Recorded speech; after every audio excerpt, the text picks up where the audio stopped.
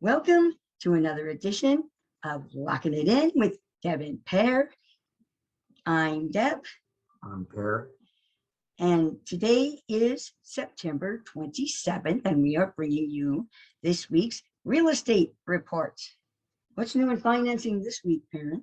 I'm busy, that's all. I heard about a program called Lift. Is that the one with the 20-year fix? Yes. Well, it's not a program yet. The Democrats are considering it, and they're going to try and pass it in the House and the Senate. It's a really great program for low-income buyers. First generation specific. First generation. In other words, your parents can't have owned a home. Right. It's a 20-year fixed with a 30-year fixed payment because it's subsidized by the government. And because it's 20 years, the equity escalates fast, and you pay it off fast, you get more equity faster. It's a great loan. I mean, it will be the best loan on the market. The closing costs are also compensated by. Yeah, they're also reduced. They're also reduced. Yeah. They're paid for in part by the government. If this program goes through, which it will be a great program. It will be the best program out there. I do have one problem with it. There's nothing in there about a down payment. I'm sure you have to pay a down payment. I think a down payment is the biggest reason why people don't get into the home. If you want to encourage people to buy a home and they got to spend a ton of money on it when they're trying to pay rent, they have to save all their money for down payment. It might be kind of difficult. I'm sure it'd be a low down payment also. I'm sure it will. Yeah, well, it's not addressed in this bill. There's another bill sponsored by Maxwell, I can't remember her name, which does offer a down payment program. It sounds like the Republicans don't want that one and this one, their funding issues or something. I don't know. I didn't look in detail, but there are two bills out there. The one we mentioned, Lyft, is the one that seems to have the most support in Congress. And I just hope we get somewhere with that and people are able to save a down payment. If the whole issue is their lower income, to ask them to save a down payment, I don't see how it can work without some sort of down payment assistance. Homeowners, if you have a mortgage, you have an average $51,500 more equity than you had last year. Homeowners with a mortgage saw the equity increase about 29.3% over last year, which is huge. And the total from all of them is about $2.9 trillion in equity gained by homeowners with mortgages over the past year, which is great. And it's more in Washington State.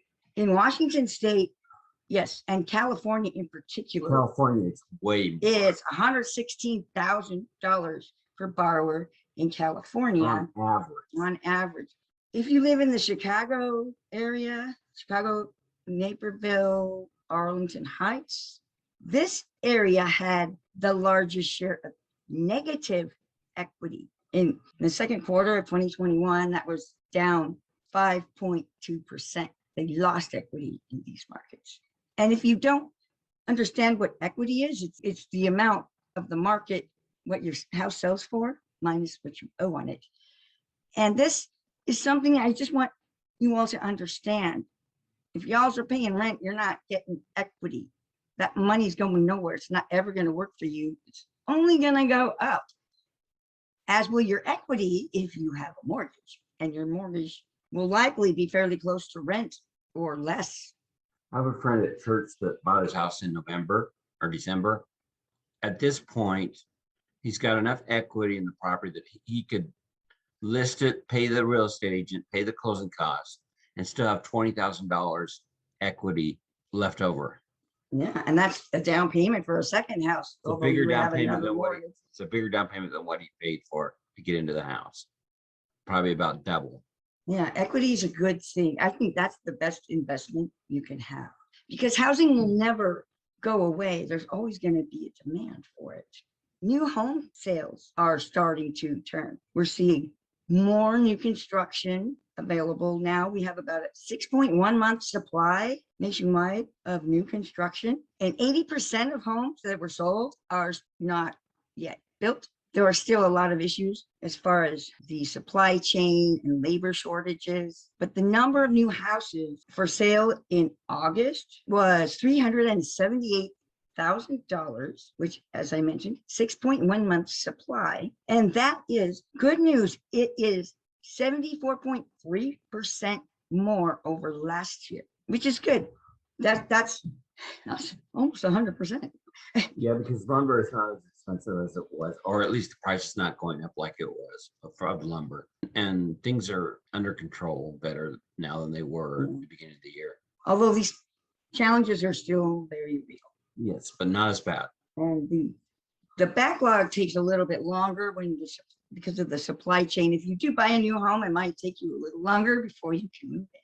This concludes our weekly real estate report. If you have any questions or comments, please let us know below, and we'll try to answer your questions on our next weekly real estate report.